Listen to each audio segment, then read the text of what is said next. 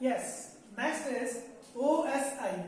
OSI is Open Source Initiative. Yes, it is an organization decided to causes of promoting open source software. तो student OSI एक organisation है जो क्या करती है, जितने भी ओपन सोर्स सॉफ्टवेयर है उनको प्रमोट करने का वर्क करती है। OSI specifies the criteria for open source software and properly defines the terms and specification of open source software. Open source does not just mean access to the source code. The distribution term of open source software must comply with the open source definition by OSI. तो student, तो OSI जो organisation है वो सिर्फ ये decide नहीं करती particular आपको इसका जो सोर्स कोड है वो अवेलेबल कराना है, बट ये भी डिसाइड करेगी कि कितना रीडिस्ट्रीब्यूट होगा। Now next is freeware. The term freeware is generally used for software. तो फ्रीवेयर जो टर्म है उसको किसके लिए यूज कर रहे हैं? एज ए सॉफ्टवेयर के लिए, which is available free of cost and which allow copying and further distribution। ये आपको फ्री ऑफ कॉस्ट मिल रही है और आप इसको कॉपीज भी कर सकते हैं और रीडिस्ट्रीब्यूशन भी कर सकते हैं, but not modification and whose source code is not available. But इसमें आप कोई चेंजेस नहीं कर सकते हैं, कोई मॉडिफिकेशन नहीं कर सकते हैं, इसका जो सोर्स कोड है वो आपको फ्री ऑफ कॉस्ट अवेलेबल नहीं होगा। Freeware is distributed in binary form ready to run without any licence फी।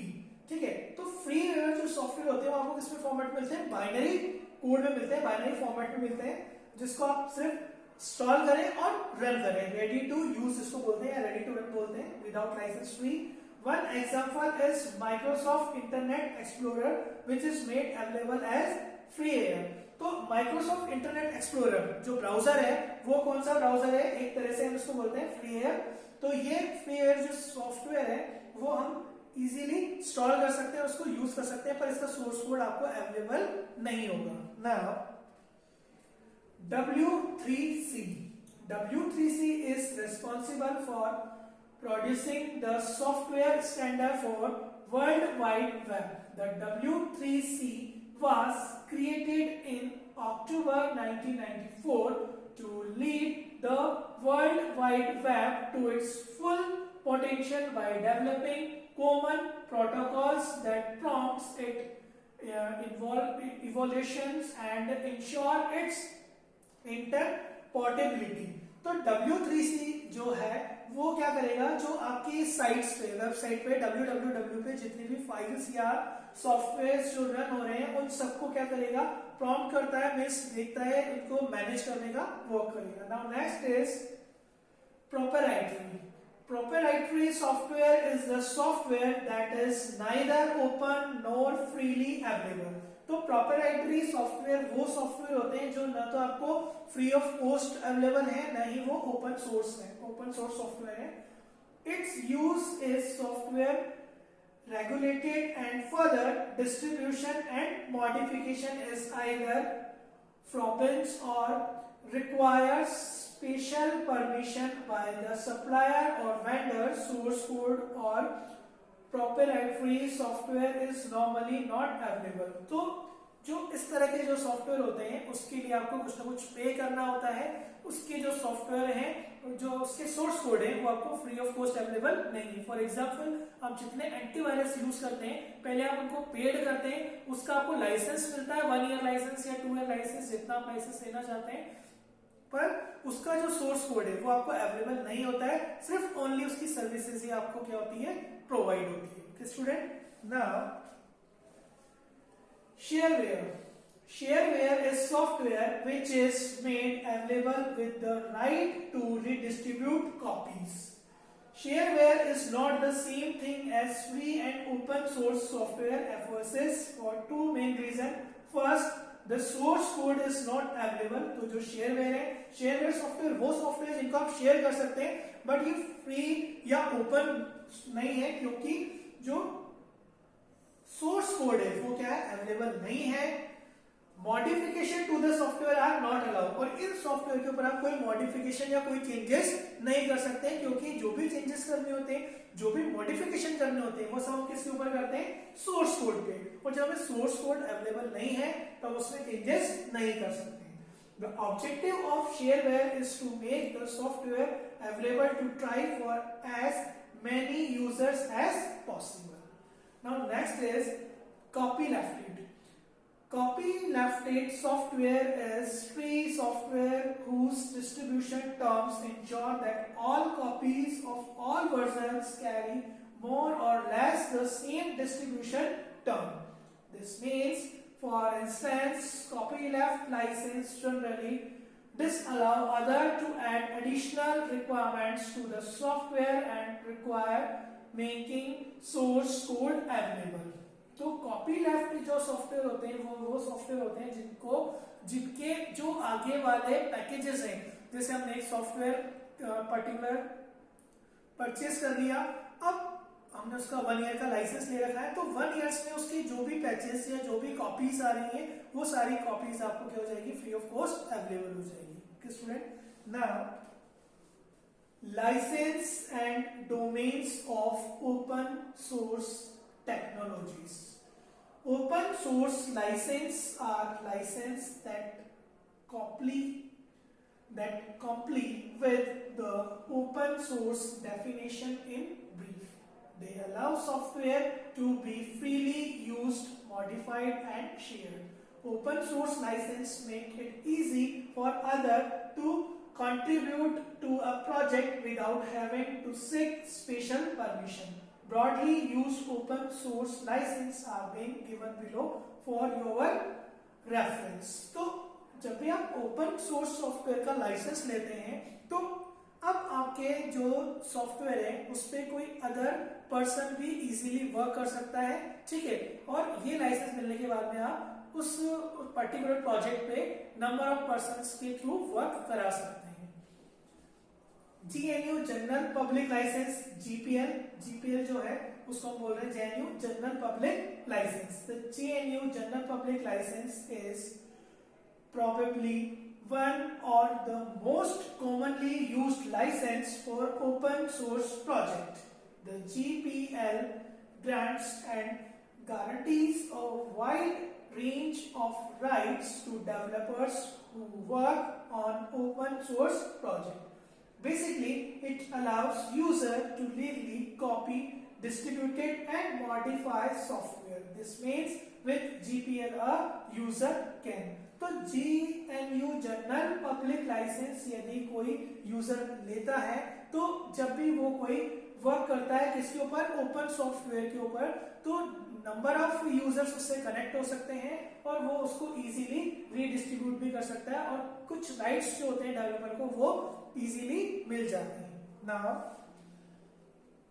क्या क्या राइट्स मिल रहे हैं, कॉपी द सॉफ्टवेयर, कॉपी कर सकते हैं सॉफ्टवेयर की, distribute the software however you want, आप डिस्ट्रीब्यूट कर सकते हो अपने सॉफ्टवेयर को जहां भी आपकी रिक्वायरमेंट है, जहां भी उसकी रिक्वायरमेंट है, charge of fee of distribute the software, आप कुछ चार्ज भी कर सकते हो उस जो सॉफ्टवेयर को आपने डिस्ट्रीब्यूट किया है, and make whatever modification to the software you want, और उसके ऊपर आप क्या कर सकते हैं, मॉडिफिकेशन भी कर सकते हैं पर्टिकुलर उस सॉफ्टवेयर पे। Now JNU lesser general public license LGPL, तो नेक्स्ट जो है वो है lesser general public licence.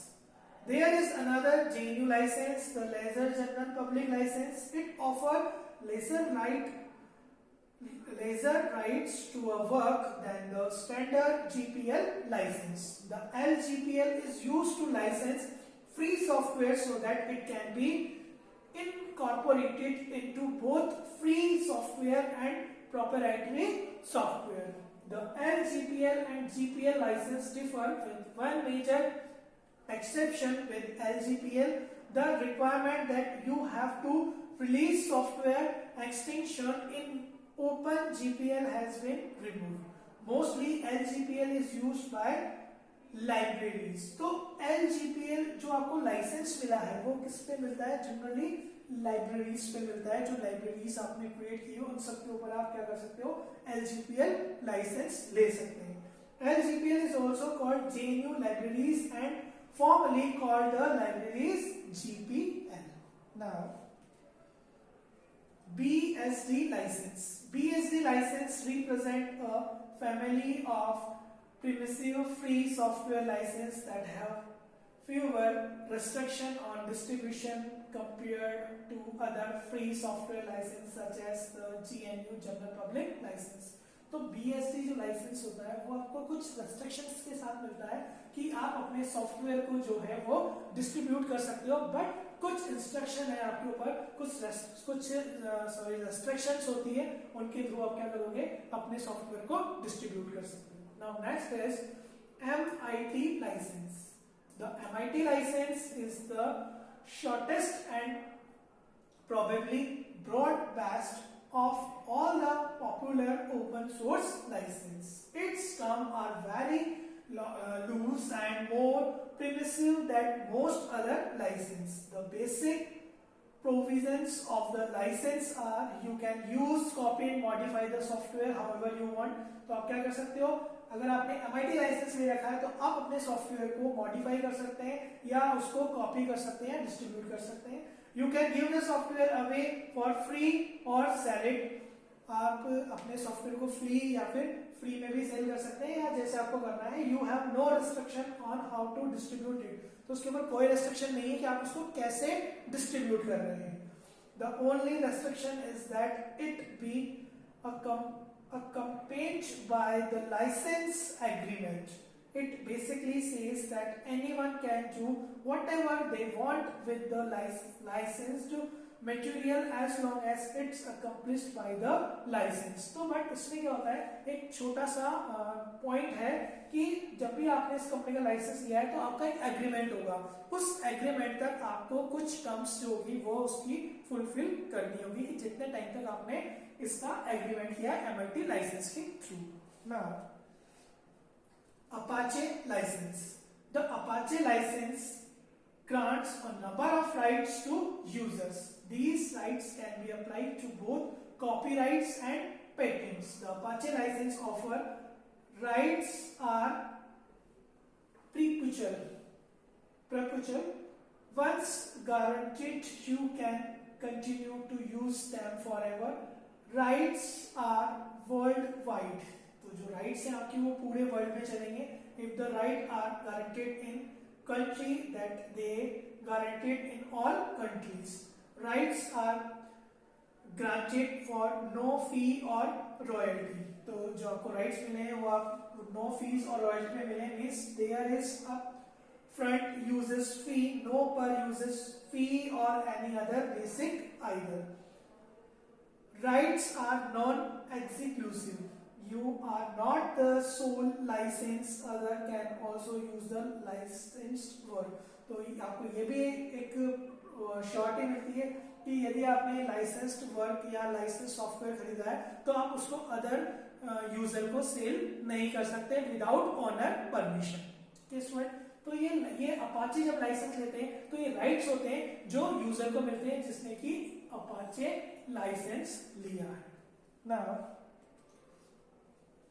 Public domain software versus proprietary software. तो इन दोनों में डिफरेंस क्या है वो हम देख रहे हैं. Public domain software is free and can be used without restriction. तो पब्लिक डोमेन सॉफ्टवेयर होते हैं फ्री ऑफ कॉस्ट अवेलेबल होते हैं, उसके ऊपर कोई रेस्ट्रिक्शंस नहीं होते हैं. The term public domain software is often used incorrectly to include free software that is nevertheless copyrighted. Public domain software is by its very nature outside the scope of copywriting and licensing. On the contrary, there is proprietary software which is neither free nor available for public. There is a proper license attached to it. User has to buy the license in order to use it. तो public domain software में जो होते हैं particular users के लिए जो licence होते हैं वो सॉफ्टवेयर पे अटैच्ड होते हैं और यूजर उन लाइसेंस को क्या कर सकता है, यूज कर सकता है और ये पब्लिक के लिए फ्रीली अवेलेबल होते हैं. प्राइवेसी क्या है? In general, privacy means the protection of personal information given online while carrying out some online activities or transactions. तो जब भी आप ऑनलाइन एक्टिविटीज करते हैं या कोई ट्रांजेक्शन करते हैं तो उसके लिए आप श्योर होने चाहिए कि आपको कोई ना कोई प्राइवेसी उसके ऊपर मिलनी चाहिए. In e commerce specially it is related to a company's policies on the user to user data, but especially e-commerce जो कंपनी है उनके ऊपर ये जो प्राइवेसी है वो बहुत ज्यादा इफेक्टिव होनी चाहिए, क्योंकि हम जो भी कोई कंपनी से वर्क कर रहे हैं, परचेस कर रहे हैं कोई चीज, तो हमें प्राइवेसी बहुत ज्यादा मिलनी चाहिए. Ethically both the buyer and the seller must provide the correct information to each other.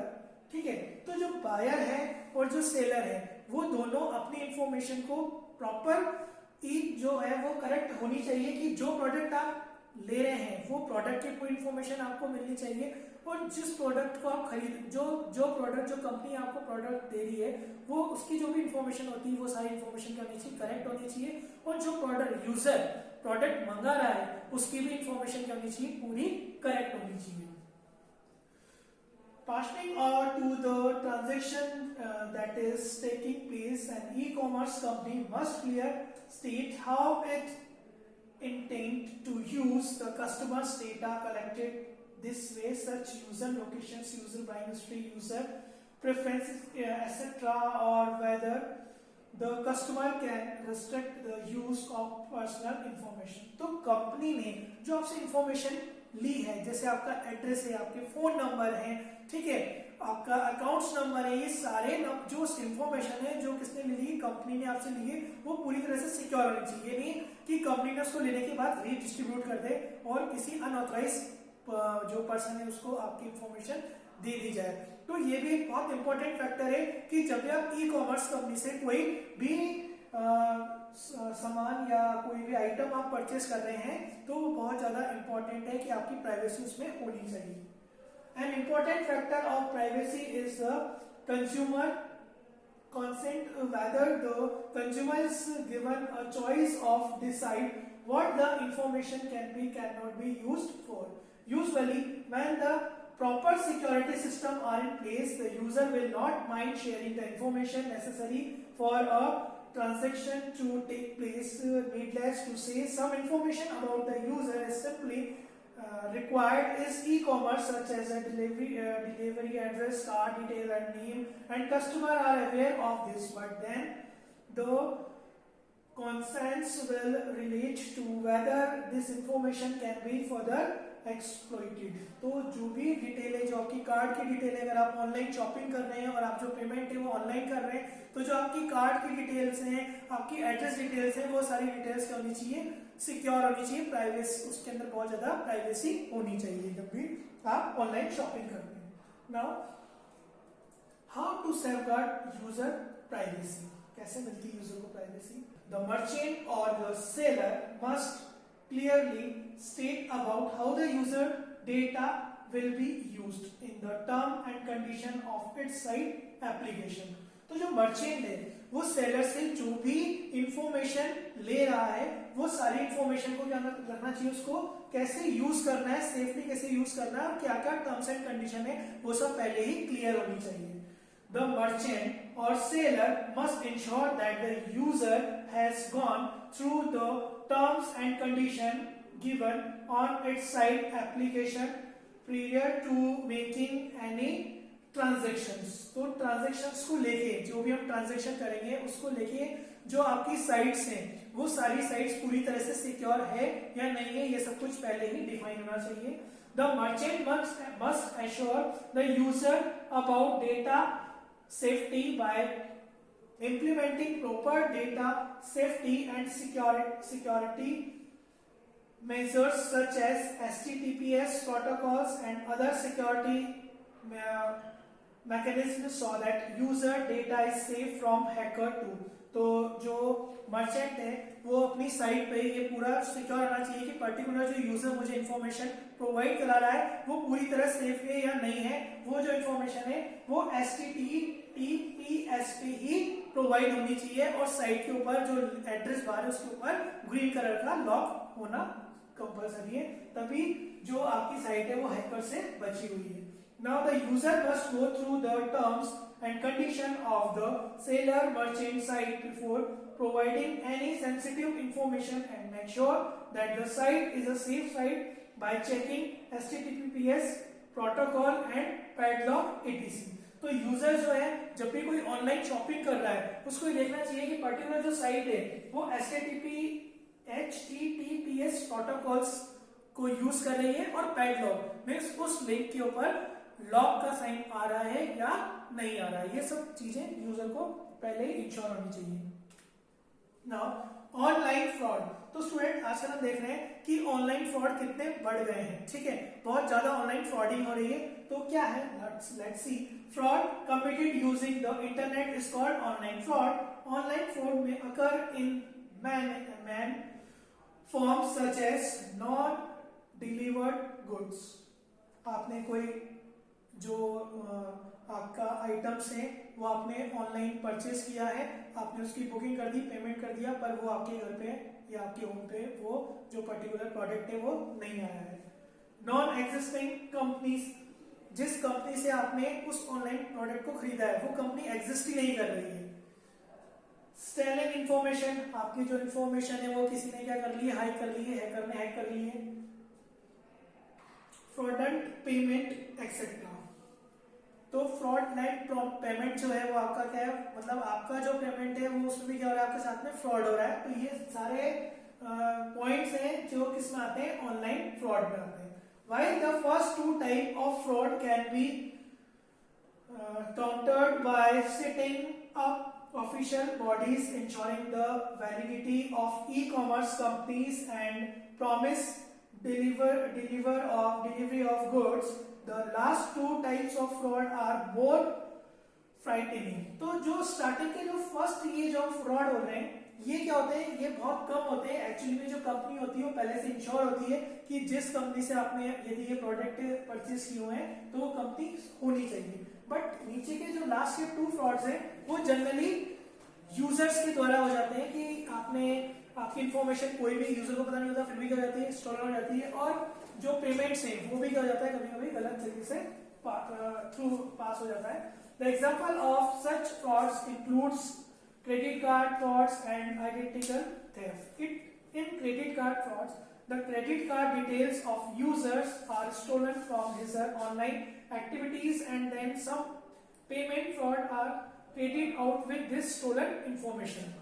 तो स्टूडेंट जब भी आप कोई ऑनलाइन परचेस कर रहे हैं तो फर्स्ट ऑफ ऑल आपको देखना है कि पर्टिकुलर जो आपकी साइट है उस साइट पे क्या होना चाहिए, HTTPS, ठीक है। तो HTTPS जो आपका प्रोटोकॉल है वो बहुत ज्यादा सिक्योर है, और पैडलॉक जरूर होना चाहिए। पैडलॉक में ग्रीन कलर का लॉक आपको उस साइट के ऊपर दिखना चाहिए। The measures to stop these fraud includes a monitoring official body that ensure the sensitivity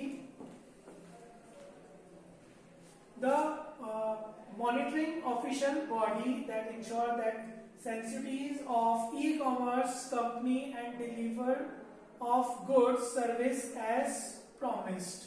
Strong security mechanism by the e-commerce site and payment gateway to prevent stealing of crucial information.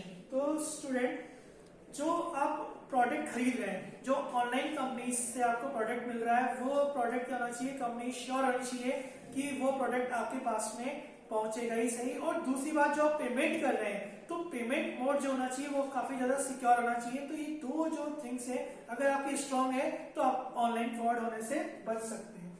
Official guideline and safeguard of the selling of user data to third party. Ensure safe sites while entering crucial information. तो student जब भी आप अपनी कोई important information होती है, चाहे वो क्रेडिट कार्ड या डेबिट कार्ड से रिलेटेड होती है, तो वो जो साइट होती है जिसके ऊपर आप अपनी इंफॉर्मेशन शेयर कर रहे हैं वो बहुत ज्यादा सिक्योर होनी चाहिए। Sometimes you have a need to provide your crucial information such as your personal detail or bank detail, etc.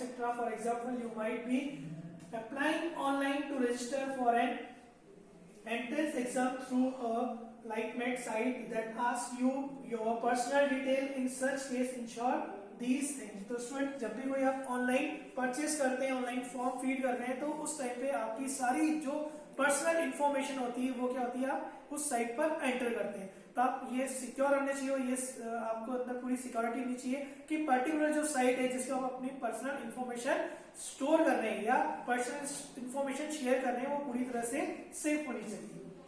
Type the URL of the website in the address bar of the browser of your own.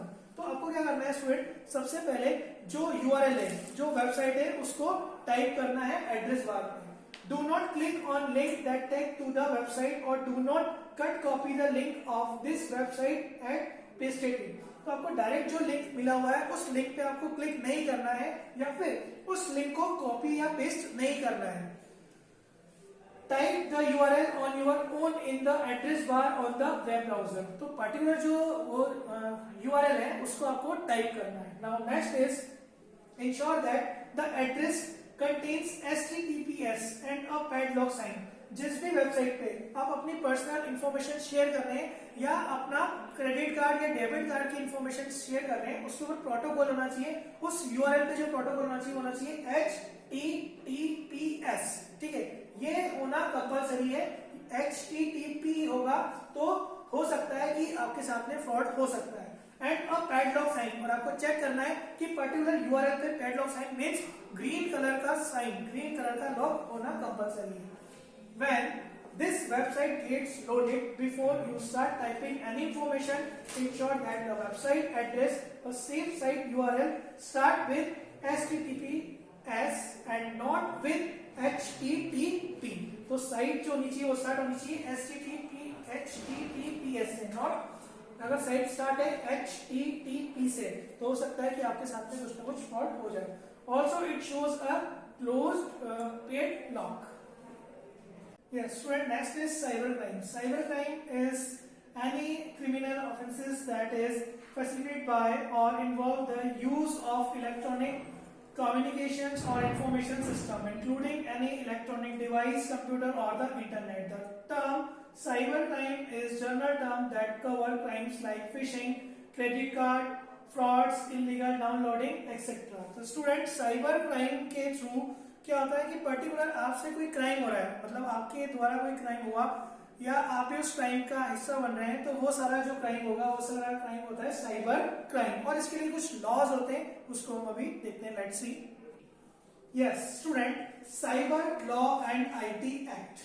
Cyber law is a generic term which refers to all the legal and regulatory aspect of internet and the world wide web. Anything concerned with or related to or emitting from any legal aspect or issues concerning any activities or methodized and other in cyberspace come within the ambit of cyber law. Cyber law is important because it touched almost all aspect or transaction and activities on the concerning the internet, the world wide web and cyber space. तो student, जो भी crime आपके साथ में हुआ है इन तो cyber, उसके लिए जो लॉज हैं वो हैं, उनको बोलेंगे साइबर लॉज और आईटी एक्ट. तो ये डिफरेंट लॉज एंड एक्ट हैं जिनको हम देखते हैं one by one.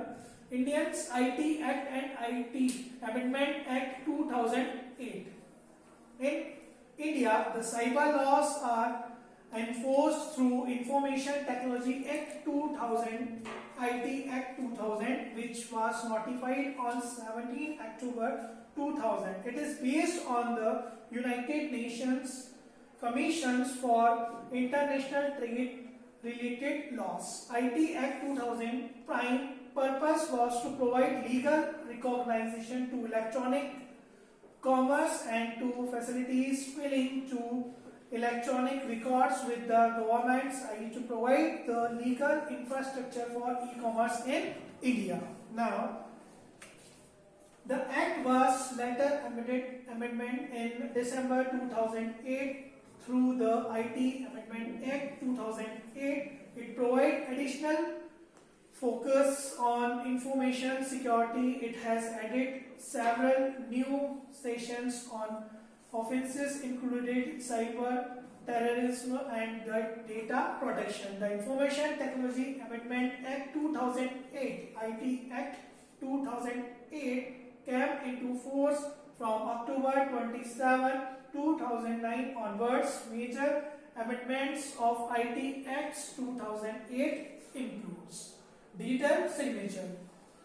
Authentication of electronic records by digital signature get legal recognition. Yes, student, तो आईटी एक्ट और साइबर एक्ट, तो ये सारे एक्ट जो हैं वो किस लिए यूज करते हैं? यदि आपके साथ में कोई ऑनलाइन फ्रॉड होता है, सपोज आप क्रेडिट कार्ड यूज कर रहे हैं और अगर आपका ट्रांजैक्शन हुआ है बट आपके पास में गुड्स वगैरह या कुछ भी नहीं आया, तो इस तरह के जो भी फ्रॉड्स आपके साथ में हो रहे हैं, ये सारे फ्रॉड्स जो होंगे वो सब किसके थ्रू सॉल्व होंगे? आईटी एक्ट के through. Okay student, now I hope you understood all the topic very well. Thank you.